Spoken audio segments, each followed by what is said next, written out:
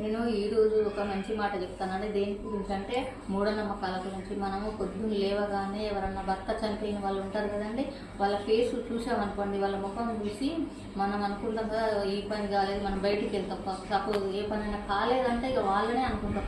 పొద్దున్నే లేవగానే మీ ఫేసే కనబడ్డది, నాకు ఈమె నాకు ఎదురుపోయింది, అసలు నాకు ఏం పని కాలేదు అనుకుంటే అది కరెక్ట్ కాదు. అసలు చాలా తప్పండి అలా అనడం. ఇంకా అసలు కరెక్టే కాదు. కాకపోతే మనం ఏం చేయాలంటే, మనం ప్రతిరోజు బయటికి వెళ్ళే ముందు ఏం చేయాలంటే, మనం ముందు లోపల గుమ్మానికి లోపల వైపు శివపార్వతుల విగ్రహం పెట్టుకోండి, పటాలైనా పెట్టుకోండి. దాన్ని చూసి నమస్కారం చేసుకొని వెళ్ళండి, కరెక్ట్గా పనులు అయితే. అలా చేయాలి. కానీ వీళ్ళు కనబడ్డారు, వీళ్ళు ఎదురయ్యారు, వాళ్ళు కనబడ్డారు అనేసి ఎవరి మీద నిందలేదండి. మన టైం బాగుంటే మన పనులు జరుగుతాయి, కాకపోతే అది జరగండి. అంతేగాని ఒకరిని అనడం అనేది అసలు మంచిదే కదా, అది మూఢనమ్మకాలు, అది చాలా తప్పండి.